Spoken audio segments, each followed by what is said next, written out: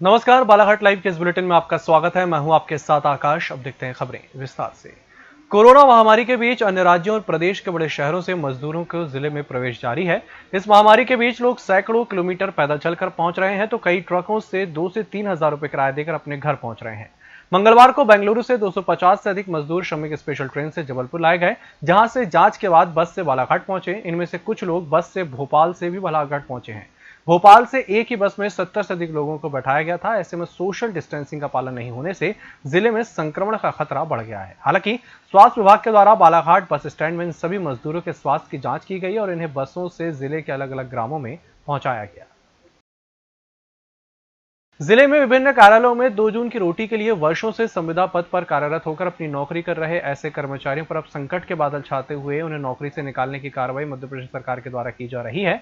इसी के चलते बालाघाट मुख्यालय के जिला पंचायत 3 वाटरशेड संविदा कर्मचारी मौजूद रहे, जिन्हें नौकरी से निकालने की सरकार के द्वारा कार्रवाई की जा रही है। साथ ही खेल विभाग की पीडब्ल्यूडी विभाग अन्य विभागों में वर्षों से संविदा पद पर कार्यरत होकर कर्मचारी अपनी सेवाएं दे रहे हैं, जिसकी वजह से उक्त कर्मचारी अपने 2 जून की रोटी कमाकर अपना और अपने परिवार का भरण पोषण कर रहे थे। लेकिन अब भाजपा सरकार के द्वारा इन कर्मचारियों को निकालकर इनके पेट और इनके परिवार के सामने आर्थिक संकट पैदा करने में तूल हो गया है।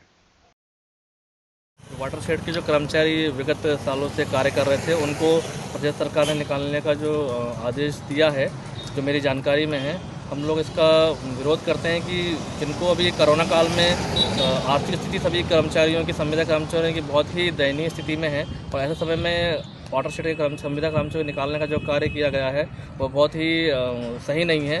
हम इसका विरोध करते हैं और हम चाहेंगे कि इन संविदा कर्मचारी जो वाटरशेड में पदस्थ है उनको जल्द से जल्द उनको नियुक्ति दी जाए और उनका इस आर्थिक संकट में उनका सहयोग सरकार के द्वारा किया जाना चाहिए।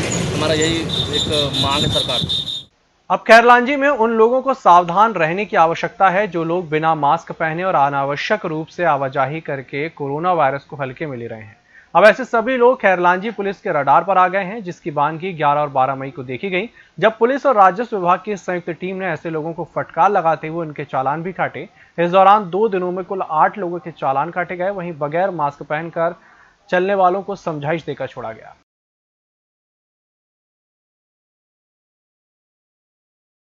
देश में कोरोना संक्रमण बीमारी को देखते हुए सरकार के द्वारा निर्देश जारी किए गए हैं कि शहर की सड़कों पर बिना मास्क के कोई भी व्यक्ति या दुकानदार ना रहे। यदि बिना मास्क दिखाई देता है तो उनसे जुर्माना वसूला जाएगा। इसी के तहत मंगलवार को शहर के मेन रोड स्थित तहसीलदार और नगर पालिका प्रशासन के सहयोग से बिना मास्क पहने दुकानदार, वाहन चालकों से जुर्माना वसूला गया और उन्हें समझाइश दी गई। क्षेत्र में अवैध ईंट भट्टों की बाढ़ सी आ गई है। बगैर पंजीयन और मिट्टी खनन की अनुमति के लिए बगैर ही ईंट भट्टों का संचालन किया जा रहा है। ईंट भट्टों की सूची खनिज विभाग या पर्यावरण विभाग के पास भी नहीं है। राजस्व विभाग के आला अधिकारी भी इस ओर ध्यान नहीं दे पा रहे हैं ताकि संचालित हो रहे भट्टों की जांच और कार्रवाई हो सके। कार्रवाई के अभाव में अवैध ईंट भट्टों का संचालन बढ़ रहा है। वहीं इनके मालिकों के हौसले भी बुलंद होते जा रहे हैं, जिसके चलते इनके द्वारा नियम कानून की धज्जियां उड़ाई जा रही हैं।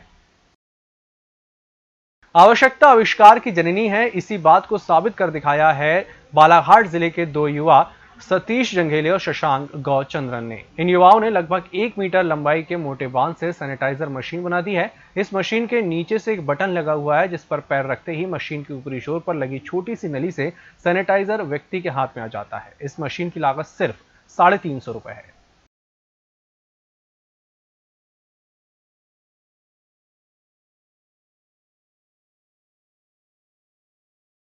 वैश्विक महामारी कोरोना वायरस से पूरे देश में लॉकडाउन जब से लगा है, तब से लेकर आज तक परसवाड़ा विधायक रामकिशोर नानो कावरे के द्वारा खाद्य सामग्री वितरित की जा रही है। इसी के चलते परसवाड़ा विधायक रामकिशोर नानो कावरे के निर्देशों से कार्यकर्ताओं के द्वारा किया गया खाद्य सामग्री का वितरण बालाघाट जिले के अंतिमशोर पादरीगंज पंचायत अंतर्गत बोगाटोला, गबरू, चनेवाड़ा, सोनखर में पार्टी के कार्यकर्ता भुवनेश्वर की उपस्थिति में खाद्य सामग्री का वितरण किया गया। लामता प्रोजेक्ट अंतर्गत वारासिवनी परियोजना परिक्षेत्र के खड़गपुर बीट में वन्य प्राणी बंगलों का शिकार किए जाने के मामले में वन विभाग की टीम ने 2 आरोपियों को गिरफ्तार किया है। परियोजना परिक्षेत्र के डिप्टी रेंजर गोविंद वासनिक ने बताया है कि आरोपियों द्वारा खड़गपुर के चिस तालाब किनारे 2 दिन पूर्व मरी हुई मछलियों में जहरीला पाउडर डालकर मछलियों को तालाब किनारे फेंक दिया था। 10 मई की सुबह पानी और भोजन की तलाश में आए बगलों के एक समूह द्वारा उक्त जहरीली मछली ली गई, जिससे लगभग 9 बगलों की मौत हो गई। लॉकडाउन के दौरान गोंदिया जिले में अनेकों वारदातें सामने आ रही हैं। कुछ दिन पूर्व ही डकैती कांड में 2 आरोपियों को आमगांव पुलिस ने अलग अलग ठिकानों से गिरफ्तार किया था, जिनके पास से देशी कट्टा और 2 जिंदा कारतूस बरामद हुए थे। थाना खैरलांजी अंतर्गत बॉर्डर ग्राम पंचायत मुवाड़ का मामला सामने आया है, जहां सोमवार की रात करीब 8 से 9 बजे के बीच ग्राम प्रधान राजू तामसवाड़े ने डोंगरिया निवासी कैलाश पंचवेश्वर को चोटिल कर दिया।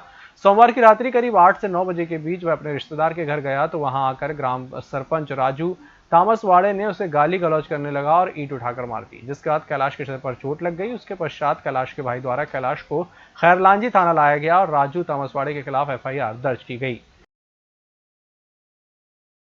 इस बुलेटिन में फिलहाल इतना ही।